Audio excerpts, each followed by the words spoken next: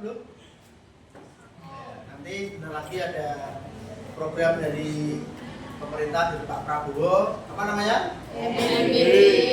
Makan bergizi. Syukuri itu kalian sudah berangkat makan di sini ya. Yang belum makan nanti bisa. Baiklah anak-anak, hari ini kita bersyukur bisa bertemu kembali dalam rangka layanan bimbingan konseling. Yang mana layanan ini sudah terjadwal di kelas 8E dan saya akan membawakan materi klasikal hari ini tentang jurus guru BK. Ini Pak Mulasin punya jurus-jurus sekarang dan ini saya tuangkan, saya imbaskan ke kalian. Semoga kalian nanti bisa menguasai jurus itu karena di sekitar kita banyak siluman. Siluman, tahu siluman ya? Tahu. Siluman. Kejadian bukan siluman laba-laba. Siluman itu ada yang berupa kebiasaan sehari-hari atau habit kita, lingkungan kita. Nah, jurus kali ini yang akan saya berikan adalah jurus 4. Tuh. Jaga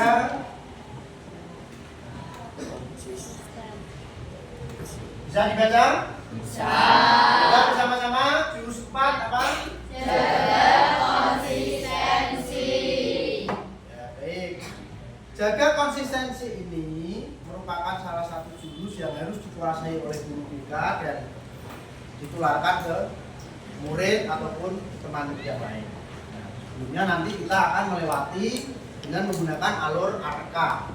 Apa itu alur arka? Ada yang tahu? Belum ya? Jadi A-nya adalah aktivitas, kemudian R-nya refleksi, K-nya adalah kegiatan, dan A yang terakhir adalah aksi atau penerapan kegiatan.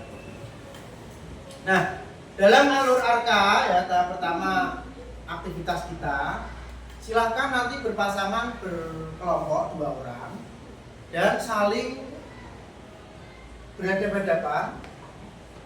Yang belum dapat nanti digabung. Kegiatannya adalah, jadi ada 2 orang ini, contoh misalnya Iqbal sama Iman, A dan B.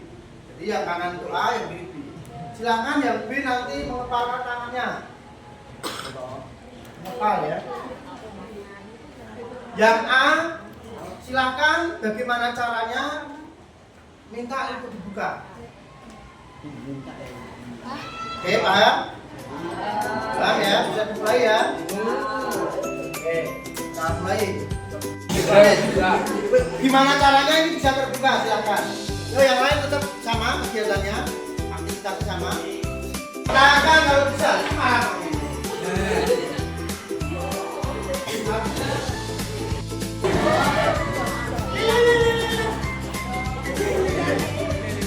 Kamu boleh yang juga. Boleh. Instruksinya adalah sekarang. Dan sekarang. Oke, nanti refleksinya nanti.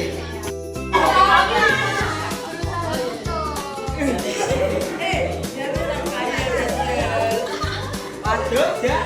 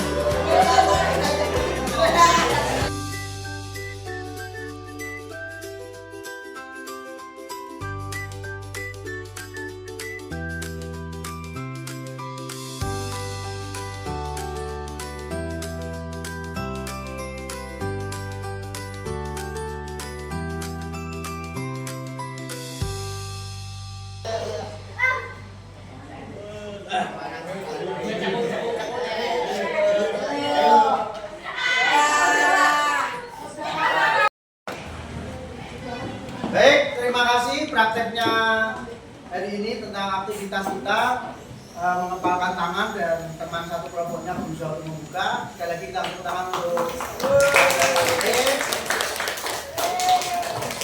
Nah,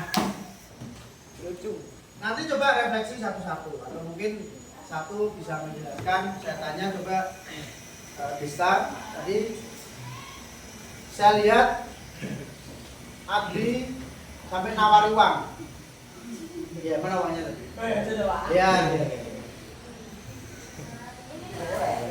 Ngomong terus.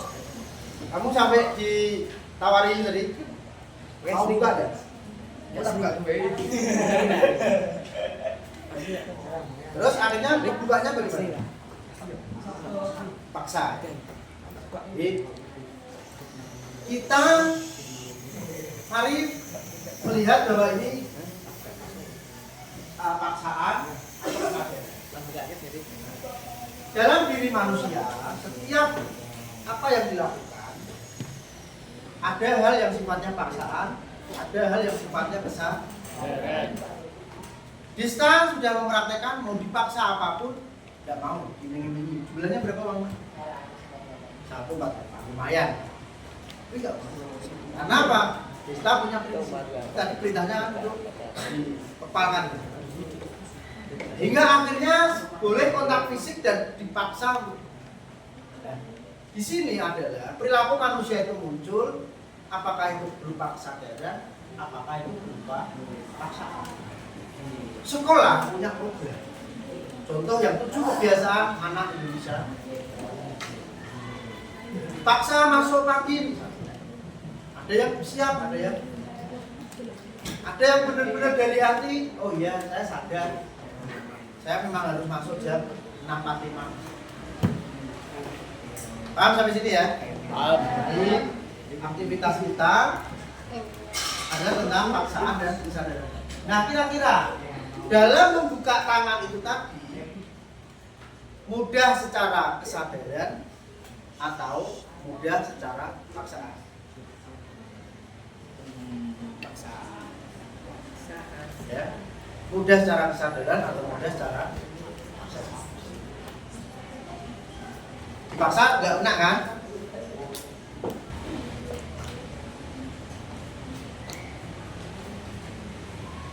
Baik. Sekarang kita akan masuk dari refleksi tadi sudah disampaikan bahwa ternyata dipaksa itu tidak menyenangkan. Dipaksa itu tidak enak. Namun kebiasaan itu juga ada yang berpandangan kalau tidak dipaksa dulu sulit. Misalnya bangun pagi, si elang misalnya bangun paginya sulit, sehingga disiram air sama orang tuanya, kan dipaksa. Tetapi walaupun dipaksa itu berhasil, akan menimbulkan luka. Teringat terus umurnya. Itu disebut kejadian khusus atau spesifik insiden. Maka harapannya adalah bagaimana kita membangun konsistensi ini nanti secara sukarela atau tidak dipaksa juga, atau secara sadar. Orang kalau sudah sadar bahwa ini adalah kebutuhan saya, jadi akan melakukan. Sekarang coba, hal apa yang mungkin kalian lakukan secara sadar, kamu butuh, dan itu dilakukan sehari-hari?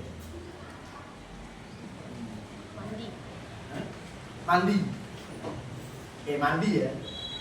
Mandi itu menjadi kebiasaan yang secara sadar dilakukan dan tahu maknanya. Kalau nggak mandi mungkin bau, mungkin nggak nyaman dan sehingga tanpa harus dipaksa, lang, ayo mandi, sudah mandi sendiri. Enak nggak?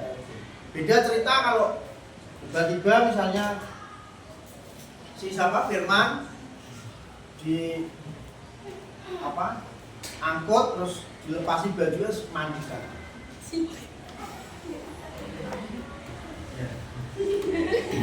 Contoh lagi yang lain apa?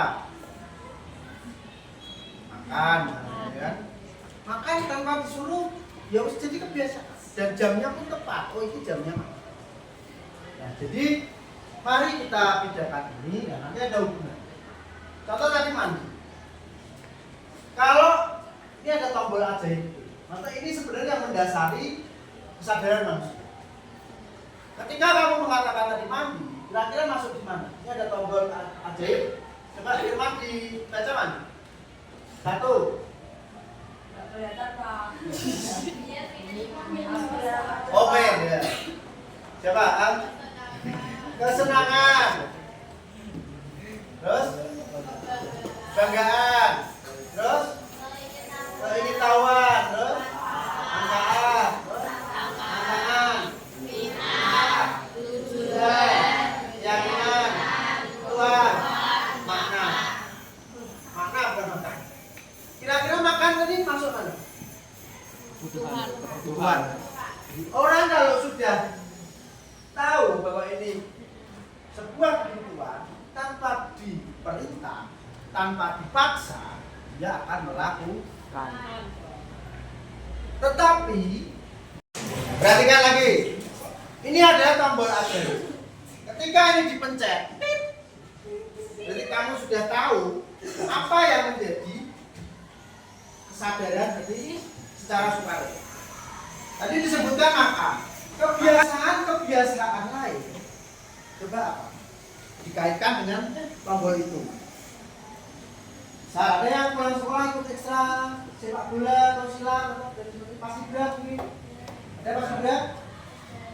Kamu ikut paskibra, panas begitu kan? Enggak panas. Enggak panas.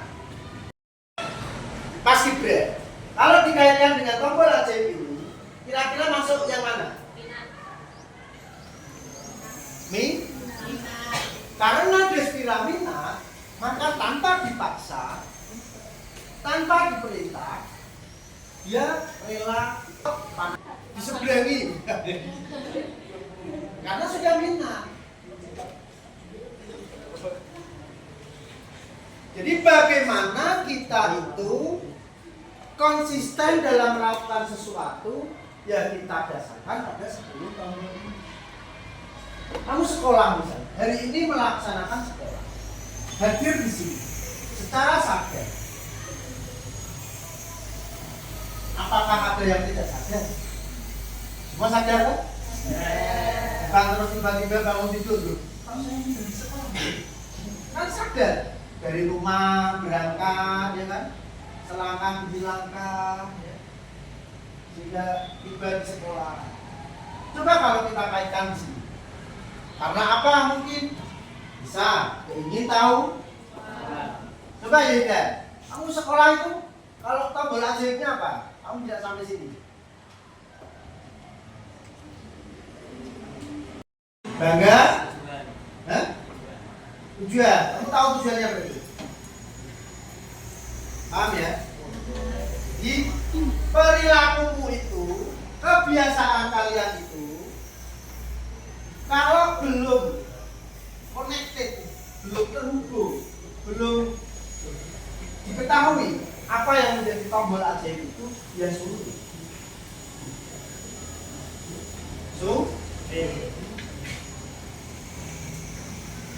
Sulit tidak lah?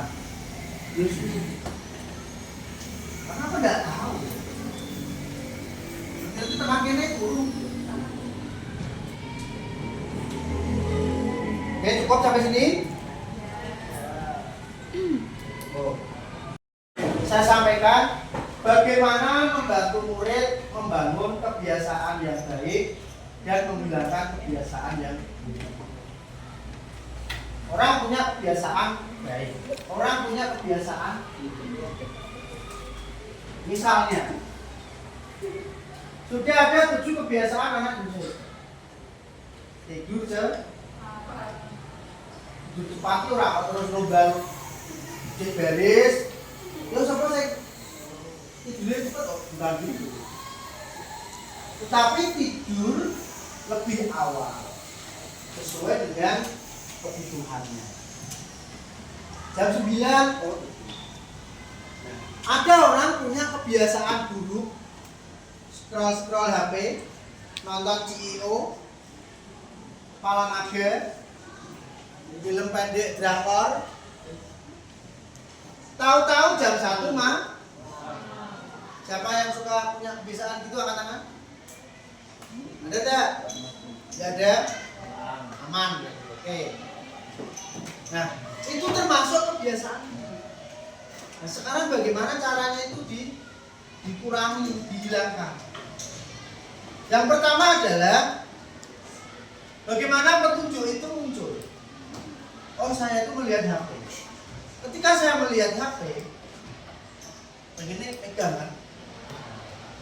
Setelah itu muncul gairah, scroll TikTok dan lain sebagainya. Setelah itu respon. Ya pada. Ya. Setelah respon, akhirnya mendapatkan informasi baru. Nah, siklus itu perlu diperhatikan tadi, manfaatnya, kemudian maknanya, dan lain sebagainya. Nah, konsisten itu adalah dilakukan secara berulang-ulang. Dalam arti, kamu niat, misalnya berlari dari sini sampai ke lapangan, itu jaraknya 10 kilo. Dan niat, wah saya olahraga 10 kilo. Sampai waktunya males. Bukankah lebih baik sekilo kan gitu, sehingga sampai 10 kilo. Nah itu konsisten itu begitu. Maka ini perlu dijaga yang namanya konsisten.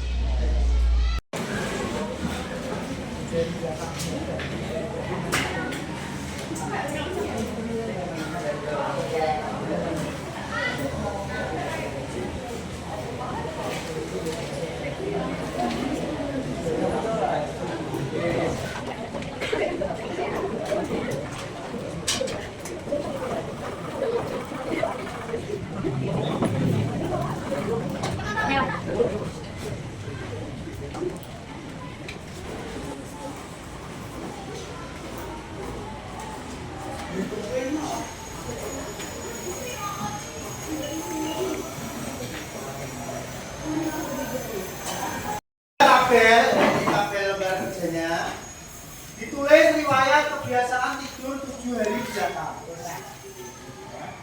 Sehari lalu pergi tidur jam berapa? Bangun tidur jam berapa? Pak lupa, ya diingat-ingat dulu. Terus 2 hari lalu, 3 hari lalu, 4 hari lalu, 5 hari lalu, dan sekarang. Oke, paham? Paham, baik.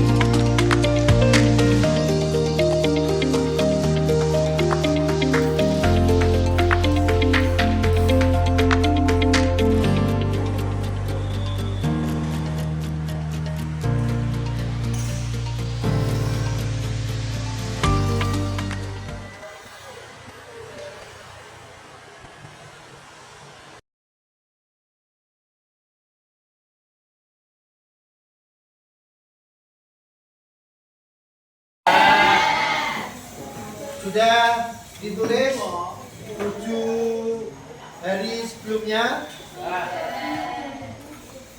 Coba saya lihat.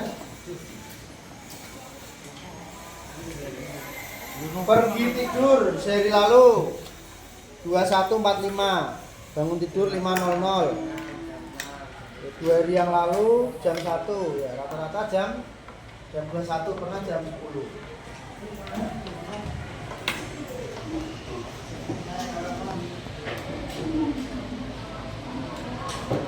Kemudian di bawahnya coba diberikan pertanyaan, apa yang menjadikan tidur terlambat?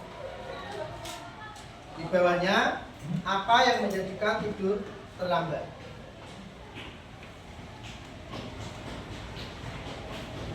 Silakan itu dijawab, ditulis apa yang menyebabkan tidur terlambat. Terus Bagaimana dampaknya kalau tidur telat atau begadang? Itu langsung jawab. Apa yang menyebabkan tidur terlambat? Misalnya standar kalian tidur jam 21, ternyata tidurnya jam 22. Berarti kan terlambat. Dampaknya kalau tidur terlambat apa? Berarti kan akibatnya. Mungkin pagi ngantuk, males.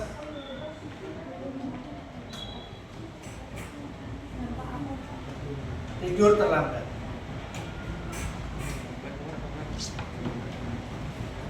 Oke, cukup? Sudah di belakang? Sudah. Ya, tidur jam berapa, bangun jam berapa? Tadi saya tanya, apa yang menyebabkan tidur telat? Coba jawabannya Desvira. Karena keasikan menonton film dan bermain HP. Keasikan menonton film dan bermain. HP. Kira-kira itu kebiasaan baik atau buruk? Baik. Baik. Kenapa baik? Kenapa buruk? Buruk ya. Buruk ya. Jadi, kenapa tidur telat? Karena nonton film, kemudian scroll HP, sehingga mengakibatkan tidurnya telat. Dan itu menjadi kebiasaan yang buruk. Terus apa dampaknya dari tidur telat atau begadang? Paginya menjadi ngantuk dan malas dan tidak bisa konsentrasi saat sekolah. Paginya menjadi ngantuk dan malas dan sulit berkonsentrasi saat belajar. Oke, terima kasih. Tepuk tangan untuk Desvira.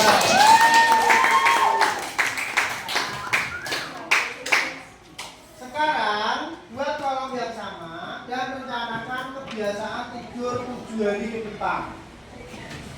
Ya.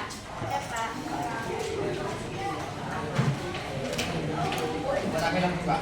Ya, stop. Ini nanti. Nah, setelah kalian berpraktik membuat tabel dan juga rencana tidur cepat 7 hari ke depan, sekarang bagaimana menghilangkan atau mengurangi kebiasaan buruk. Misal tadi soal HP, kita harus memberikan petunjuk ke diri kita bahwa HP itu seolah-olah nggak ada, berarti disembunyikan. Coba dibiasakan disembunyikan supaya nggak terlihat. Karena ketika terlihat itu secara tidak langsung akan memotivasi kita untuk ngambil beda-beda. Kemudian buatlah jadi tidak menarik dalam hal ini. Apa sih manfaatnya nonton video malam-malam begitu? Udah tidur dari situ. Kemudian yang ketiga, kira-kira dampaknya apa? Penyesalan dampaknya dianalisis, di checklist, ditulis dan sebagainya. Dan kemarin kita sudah belajar bagaimana remaja berpikir mendalam itu kan juga menganalisa dampak baik itu positif maupun Negatif. Kemudian setelah itu baru dieksekusi menjadi suatu kebiasaan yang dikaitkan ke 10 tombol. Kesimpulannya adalah apa yang manusia lakukan itu jangan sampai berdasar pada pemaksaan, tapi lakukan dengan secara kesadaran. Dan secara kesadaran itu dapat dibangun, dapat dipupuk dengan tombol ajri. Orang kalau senang dia pasti melakukan dengan sukarela. Orang kalau merasa bangga dia akan melakukan dengan sukarela. Orang ingin tahu apa itu, dia juga akan melakukan dengan sukarela. Dia tahu manfaatnya. Suatu hal tahu manfaatnya. Kemudian tantangannya, aku merasa tertantang nih, ikut ikhlas sepak bola dan lain sebagainya. Supaya apa? Supaya pengen jadi bintang dan lain sebagainya. Itu juga akan suka panas-panasan. Kemudian ada minat, tujuan, keyakinan bahwa meyakini itu sesuatu jalan yang baik dan menjadi kebutuhan yang bermakna. Kiranya itu dan nantinya di link jurnal 7 kebiasaan anak Indonesia hebat yang sudah di-share itu diisi. Ya, diisi ya. Jadi kan sudah tutup itu laporan hariannya. Dan nanti akan saya bantu cek saya akan minta data melalui siswaan juga. Seperti apa kebiasaan besok? Berubah apa tidak? Yeah. Baik, kiranya cukup. Ada pertanyaan? Oh, biar sudah paham ya. Jurus apa tadi? Jurus 4, jaga konsistensi. Hari ini kita belajar apa? Jurus 4, jaga konsistensi. Tenang, bisa semua.